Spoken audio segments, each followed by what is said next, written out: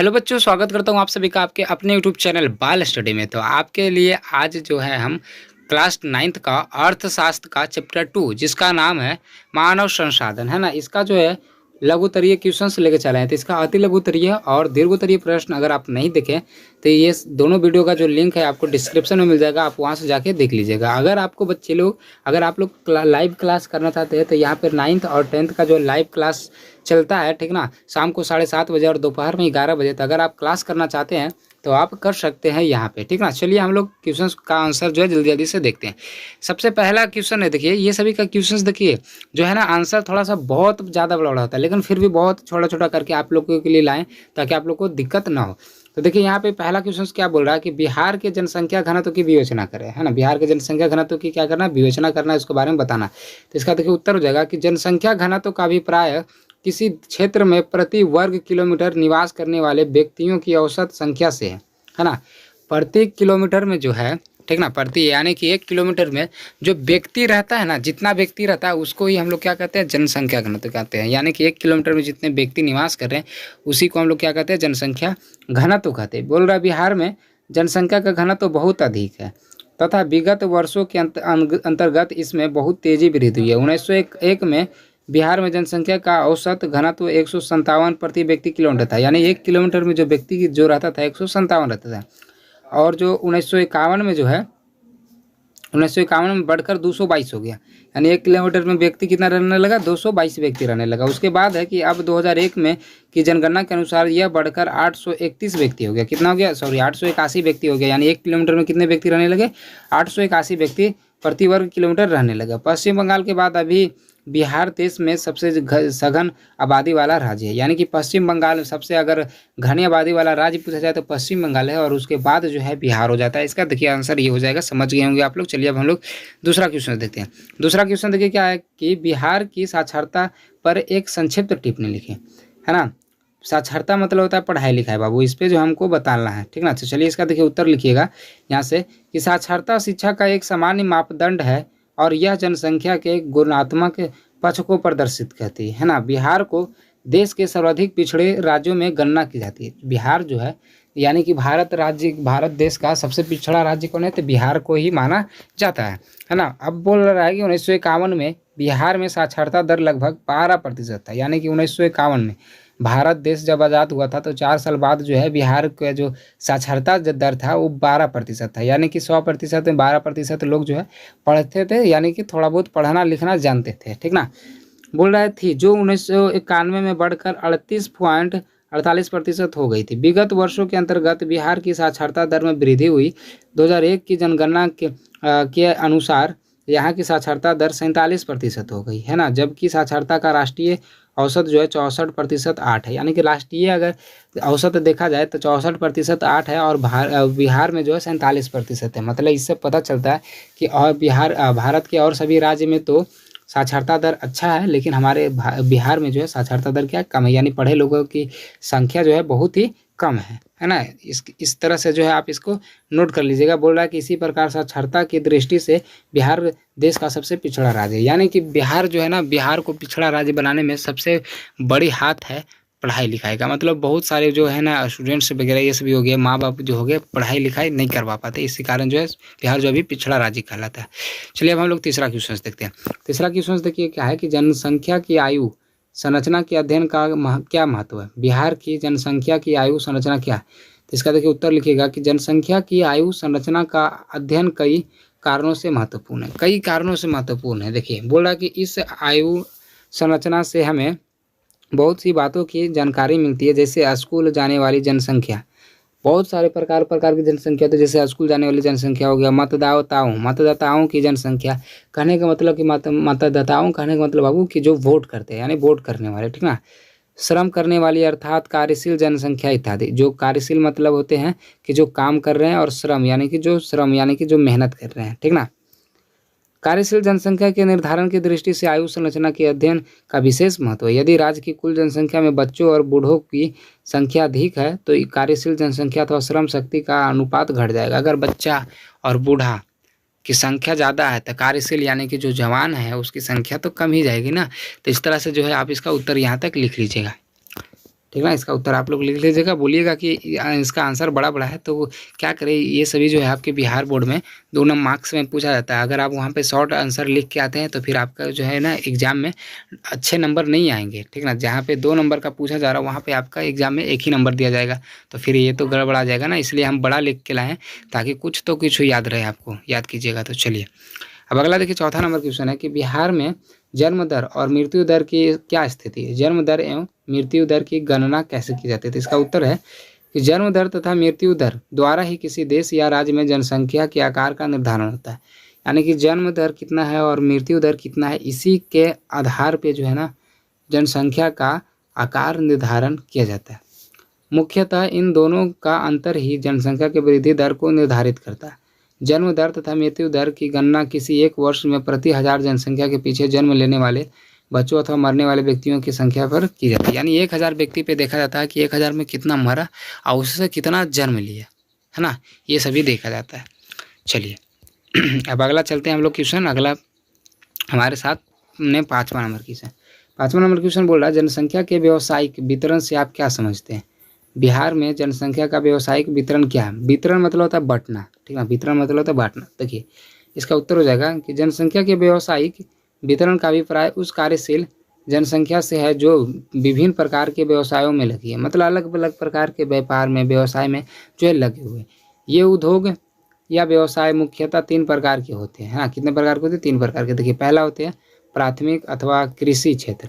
कृषि क्षेत्र को ही प्राथमिक क्षेत्र कहते हैं। ये ऑब्जेक्टिव में आपके पूछे जाते हैं और ये यहाँ पे 3 ऑब्जेक्टिव बनते हैं। तीनों में से कोई ना एक आपके प्रत्येक बार बिहार बोर्ड में रहते हैं। जैसे याद रखिएगा, कृषि जो है ना, कृषि क्षेत्र प्राथमिक क्षेत्र में आता है, और औद्योगिक क्षेत्र हो जाता है द्वितीय क्षेत्र में आता है, और सेवा क्षेत्र जो है वो तृतीय क्षेत्र में आता है। तो ज़्यादा क्वेश्चन सेवा क्षेत्र से पूछे जाते हैं कि सेवा क्षेत्र किस क्षेत्र के अंतर्गत आता है, तो आप मारिएगा तृतीय क्षेत्र में, ठीक ना। 3 प्रकार के देखिए व्यवसाय होते हैं। अब तीनों को एक एक करके देखते हैं। बोला प्राथमिक उद्योगों में कृषि एवं इससे संबंध व्यवसाय सम्मिलित किए जाते हैं, जिनमें पशुपालन मत्स्य पालन सर्वाधिक महत्वपूर्ण है। कृषि क्षेत्र में क्या क्या आते हैं, मत्स्य पालन हो गया, पशुपालन, ये सभी जो है आ जाते हैं। द्वितीयक या औद्योगिक क्षेत्र में छोटी बड़ी सभी प्रकार की निर्माण कढ़ाइयाँ शामिल है। यानी कि जो मतलब हम लोग जो काम करते हैं, यानी कि कारखाना वगैरह ये सभी हो गया, तो कारखाने वाले जो चीज़ है वो द्वितीयक क्षेत्र में आ जाते हैं। उसके बाद देखिए तृतीयक औद्योगिक उद्योग या व्यवसाय में व्यापार परिवहन मतलब हो गया कि एक जगह से दूसरी जगह कोई चीज़ को लेकर जाना। संचार तथा सभी प्रकार की सरकारी एवं गैर सरकारी सेवाएं शामिल की जाती है। इस क्षेत्र को सेवा क्षेत्र भी कहते हैं। चलिए अब अगला हम लोग चलते हैं, 6ठा नंबर क्वेश्चन देखते हैं। 6ठा नंबर क्वेश्चन के आर्थिक विकास के लिए मानवीय संसाधनों का विकास आवश्यक है, इस कथन को स्पष्ट करें। तो इसको स्पष्ट करना है, तो देखिए इसका उत्तर यहाँ पे आपको मिल जाएगा। उत्तर में लिखिएगा कि आर्थिक विकास के लिए मानवीय संसाधनों का विकास अथवा मानव पूंजी निर्माण अत्यंत आवश्यक है। किसी देश के विकास में मानव पूंजी निर्माण की भूमिका कई दृष्टियों से महत्वपूर्ण होती है।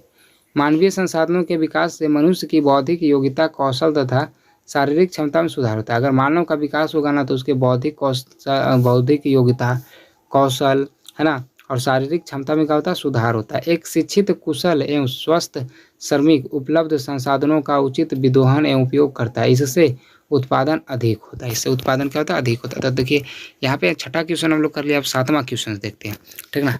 आप लोग को समझ में आ रहा होगा, आशा करते हैं। और वीडियो को अगर लाइक नहीं करते हैं आप लोग ना, तो ये गलती करते हैं, क्योंकि वीडियो बनाने में और इसको लिखने में करके बहुत मेहनत लगता है ना। इसको एक वीडियो बनाने में और इसको टाइप करने में, क्वेश्चंस का आंसर लिखने में और वीडियो बनाने में कम से कम तो 3 घंटा लग जाता है, समझे, 3 से 4 घंटा। और आपको वीडियो को लाइक करने में 1 सेकंड भी नहीं लगेगा, फिर भी आप लोग नहीं करते। बताइए, अगर आपको अच्छा नहीं भी लग रहा है फिर भी आपको होना चाहिए कि वीडियो को लाइक कर दें। लेकिन अगर आपको अच्छा नहीं लग रहा है हमारा वीडियो, तो वीडियो को आप लाइक नहीं कीजिएगा, ठीक ना। और अगर आपको ज़रा सा भी अच्छा लग रहा है तो चैनल को भी सब्सक्राइब कर लीजिएगा, वीडियो को शेयर भी कर दीजिएगा, ठीक ना, ताकि और बच्चे भी देख सकें। और कमेंट करके एक ज़रूर बताइएगा कि आपको वीडियो कैसा लगा। चलिए 7वां नंबर क्वेश्चन है क्या कि बिहार में मानवीय संसाधनों की वर्तमान स्थिति क्या है। तो इसका देखिए उत्तर लिखिएगा कि हमारे देश की जनसंख्या में बहुत तीव्र गति से वृद्धि हो रही है। यह बढ़ती हुई जनसंख्या देश के आर्थिक विकास में कई प्रकार के बाधक सिद्ध हुए हैं, ठीक ना। परंतु देश के प्रायः अन्य सभी राज्यों की अपेक्षा बिहार में जनसंख्या की वृद्धि अधिक दर है। मतलब सभी राज्य में तो बढ़ ही रहा है जनसंख्या, लेकिन बिहार में जो ज़्यादा तेज़ी से बढ़ा है। इससे निर्धनता और बेरोजगारी बढ़ रही है। इससे निर्धनता यानी कि गरीबी और बेरोजगारी बढ़ रही है। गरीब हैं और बेरोजगार हैं, है ना, कहाँ से नौकरी मिले हम लोग को, तथा कई अन्य समस्याएं भी उत्पन्न हुई है। जनसंख्या में अत्यधिक वृद्धि के कारण भूमि पर जनभार बहुत अधिक है। अब हम जनसंख्या बढ़ रहा है, जमीन तो नहीं बढ़ रहा, भूमि तो नहीं बढ़ रहा, भूमि तो वही है, लेकिन जनसंख्या बढ़ते जा रहे, तो रहेंगे हम लोग कहाँ पे, है ना। तो चलिए, ये 7वां क्वेश्चन था। अब हम लोग 8वां क्वेश्चन देखते हैं। अब 8वां नंबर क्वेश्चन देखिए आपके सामने क्या बोल रहा है कि मानव पूंजी निर्माण से आप क्या समझते हैं, है ना। मानव जो पूंजी निर्माण करता है, यानी जो पैसे को बचाता है, उससे हम क्या समझते हैं। तो देखिए इसका उत्तर हो जाएगा कि आर्थिक विकास के लिए मानवीय संसाधनों का विकास अथवा मानव पूंजी निर्माण अत्यंत आवश्यक है। अगर हम अपना विकास करना चाहते हैं, मानव का विकास करना चाहते हैं, मानव संसाधन जो है उसका विकास करना चाहते हैं, तो हमको पूंजी का निर्माण करना पड़ेगा, है ना, पैसा को जमा करना पड़ेगा। जब हम मानवीय संसाधनों के विकास में पूंजी का निवेश करते हैं, तो इसे हमें मानवीय पूंजी निवेश कहते हैं। इस निवेश से ही मानव पूंजी का निर्माण होता है। अब देखिए, जो पूंजी जो हम जमा किए उसको मानवीय संसाधन कहने का मतलब बाबू कि जो हम लोग की सहायता करे। जैसे मान के लिए हम एक ऑटो खरीद लिए, तो वो भी हमारे लिए संसाधन होगा, क्योंकि उससे हम पैसा कमाएंगे, है ना, उससे हमारा रोजी रोटी चलेगा, हमारा परिवार चलेगा। तो बताइए, हम पूंजी को जमा करके हम मानवीय संसाधन खरीद लिए। अब वो जो संसाधन जो खरीदे, यानी जो ऑटो हम जो खरीदे, फिर उससे जो हम अपना पूंजी जमा कर सकते हैं, क्योंकि उससे जो पैसा आएगा उससे थोड़ा थोड़ा हम फिर से पूंजी जमा कर सकते हैं और फिर से हम खरीद सकते हैं, है ना। इसलिए मानव को जो है ना पूंजी निर्माण करना चाहिए। अब अगला देखिए 9वां नंबर क्वेश्चन। 9वां नंबर क्वेश्चन क्या है कि मानवीय संसाधनों के विकास में शिक्षा के महत्व का उल्लेख करें, शिक्षा के क्षेत्र में बिहार की स्थिति बताएं, है ना। तो ये जो क्वेश्चन का आंसर यहाँ से लेकर आप यहाँ तक लिख लीजिएगा। ये क्वेश्चन जो है बड़ा है थोड़ा, लेकिन आप लोग के लिए इसलिए लिख के लाए हैं क्योंकि ये क्वेश्चन जो है बिहार बोर्ड में कई बार पूछा जा चुका है। ये क्वेश्चन बिहार बोर्ड में कई बार पूछा जा चुका है, और अगर आप इसका आंसर शॉर्ट में लिखते हैं तो आपको 2 नंबर का पूछा जाता है, तो 2 नंबर में 2 नंबर आपको नहीं मिलेगा। कभी कभी ये 4 नंबर में भी पूछ दिया जाता है, समझे। अगर आप 4 नंबर का क्वेश्चन आया और आप अगर इस तरह से लिखते, इतना छोटा आंसर लिखते, अगर इतना छोटा आंसर उसका लिखते, तो आपको 4 नंबर नहीं दिया जाएगा। इसलिए जो है हम इसको बड़ा लिख के लाएँ, ताकि जो है आप सभी जो है ना, ज़्यादा भी बड़ा नहीं है, ताकि अगर आप इतना लिख देते ना तो आपका 4 नंबर में 4 नंबर मिल जाए। आंसर का लिखा हुआ जो है उसको देख के एग्जामिनर जो है आपके नंबर काटे नहीं, ठीक है। चलिए, समझ रहे होंगे आप लोग। चलिए अब 10वां नंबर क्वेश्चन देखते हैं। 10वां नंबर देखिए क्वेश्चन क्या है बाबू कि बिहार में प्राथमिक शिक्षा का एक संक्षिप्त टिप्पणी लिखिए। यानी बिहार में जो प्राथमिक शिक्षा है, प्राथमिक शिक्षा कहने का मतलब कि 1 साल से लेके 13 साल, है ना। पहले तो हम लोग जन्म लेते हैं, 5 साल तक तो पढ़ते नहीं हैं, 5 साल के पहले जो है आंगनबाड़ी में हम लोग रहते हैं, है ना। तो 13 साल तक जो हम लोग का पढ़ाई जो होता है, यानी 14 साल तक जो होता है, 13-14 साल तक जो होता है, उसको हम लोग प्राथमिक शिक्षा बोलते हैं। तो उसी के बारे में हमको बताना है, यानी कि उस पर टिप्पणी लिखना। तो इसका उत्तर देखिए हो जाएगा कि भारतीय संविधान के नीति निर्देशक सिद्धांतों के अनुसार 14 वर्ष तक आयु वर्ग के सभी बच्चों को निःशुल्क एवं अनिवार्य शिक्षा प्रदान करना राज्य का दायित्व है। यानी 14 साल तक, यानी मैट्रिक तक जो है सरकार कहती है कि हम आपको जो है ना निःशुल्क पढ़ाएंगे, यानी पैसा बिना लिए आपको जो है शिक्षा देंगे हम। देश के अन्य सभी राज्यों के समान ही बिहार में भी प्राथमिक शिक्षा के सर्वव्यापीकरण के लिए 2001 में सर्व शिक्षा अभियान लागू किया गया। इस योजना के अग्रलिखित उद्देश्य 6 से 14 वर्षों के आयु वर्ग के सभी बच्चों को विद्यालय में नामांकन। दूसरा है कि वर्ष 2007 तक 6 से 14 वर्ष आयु वर्ग के सभी बच्चों के लिए प्राथमिक शिक्षा सुनिश्चित कराना, तथा वर्ष 2010 तक 6 से 14 वर्ष आयु वर्ग के सभी बच्चों को 8 वर्ष की स्कूली शिक्षा उपलब्ध कराना। ये था इसका देखिए उत्तर। चलिए अब अगला देखते हैं हम लोग।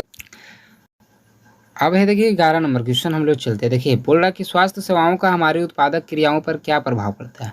बिहार के ग्रामीण क्षेत्रों में स्वास्थ्य सेवाओं की आपूर्ति किस प्रकार की जाती है। स्वास्थ्य सेवाओं मतलब कि जो हम लोग का तबीयत खराब होता है ना, तो वो जो है बिहार में किस तरह से किया जाता है, उसका इलाज किस तरह से किया जाता है, सरकारी या प्राइवेट, ये सभी के बारे में हमसे पूछा जा रहा था। चलिए इसका आंसर देते हैं।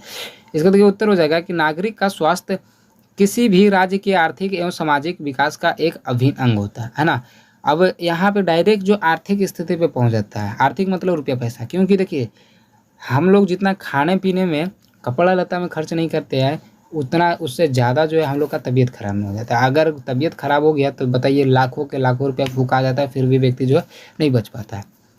मनुष्य के विकास एवं सुरक्षित जीवन के लिए उसका स्वास्थ्य रहना आवश्यक है ना। अगर आप चाहते हैं कि आप विकास करें, आप जीवन में कुछ अच्छा कर पाए, तो आपको जो है ना स्वस्थ रहना जरूरी है। अगर आप बीमार हैं तो आप कुछ भी नहीं कर पाइएगा। किसी व्यक्ति की सतत कार्य करने की क्षमता बहुत अंशों में उसके स्वास्थ्य की दशा पर निर्भर है।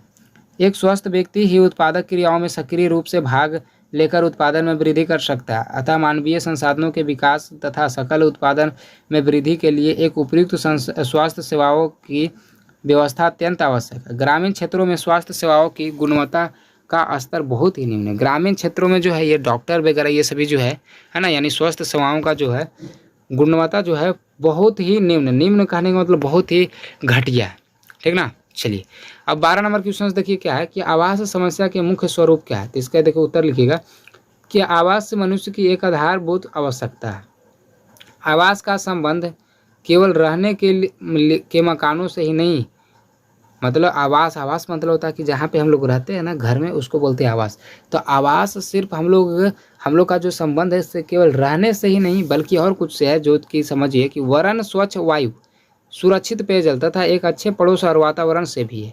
मतलब सिर्फ हमको घर मिल जाने से, यानी कि हमको सिर्फ मकान मिल जाने से हम सही से वहाँ पे नहीं रह सकते जब तक जहाँ पे वहाँ पे स्वच्छ वायु ना हो, मतलब स्वच्छ हवा ना हो, वहाँ पे पानी का व्यवस्था ना हो, वहाँ पे जंगल झाड़ ना हो, है ना, जब तक हम जो है वहाँ पे नहीं रह सकते हैं, ठीक ना। इस प्रकार की आवास की व्यवस्था मानवीय संसाधनों के विकास में सहायक होती है। बिहार जैसे देश के पिछड़े हुए राज्यों में आवास की समस्या और भी गंभीर है ना। बिहार में आवास की संख्या जो है, आवास की जो है समस्या जो गंभीर है। हम लोग के पास तो थोड़ा बहुत ठीक है, लेकिन हमसे जो नीचे जाती है, जैसे अब भुइयाँ लोग अगर कोई होंगे भी तो आप लोग बुरा नहीं मानिएगा, बट आपको समझाने के लिए हम बता रहे हैं कि भुइयाँ लोग हो गए हैं और एक जिसको हम लोग बोलते हैं गुलगुलिया है ना, वो सभी का देखिए क्या आवास के लिए तड़पना पड़ता है, एक जगह से दूसरी जगह उन सबको भटकना पड़ता है ना, जहाँ निर्धनों की संख्या अधिक है। ये देखिए था इसका उत्तर। अब देखिए 13वां नंबर क्वेश्चन है कि हिरदिरा आवास योजना क्या है। तो ये जो है आप यहाँ पे नोट कर लीजिएगा यहाँ पे, ठीक ना। देखिए आपको समझा भी देते हैं। उसका उत्तर हो जाएगा कि ग्रामीण निर्धनों की आवास संबंधी आवश्यकताओं का पूरा करने के लिए सरकार ने मई 1985 से इंदिरा आवास, ठीक ना, इंदिरा देखिए हिंदिरा नहीं, इंदिरा आवास योजना, ठीक ना, इंदिरा आवास योजना, जहाँ जैसे देखिए यहाँ पे ये लिखा हुआ है ना इंदिरा, उसी तरह से लिखिएगा आराम की। इस योजना का उद्देश्य ग्रामीण क्षेत्र के अत्यंत निर्धन परिवारों के लिए आवास इकाइयों का निर्माण और उनके अनुपयोग कच्चे मकानों में सुधार लाना है। अब मतलब ये इंदिरा आवास योजना जो है उसके लिए होता है जो कि बहुत ही निर्धन है, मतलब बहुत ही गरीब है, वो जो है सक्षम नहीं है घर बनाने के लिए, तो उसके लिए है, ठीक ना। और उसके घर जो कच्चे मकान जो होते हैं, यानी झाड़ फूस का जो होता है, उसको मकान में पक्का मकान बनाने का सुधार करता है, ठीक है।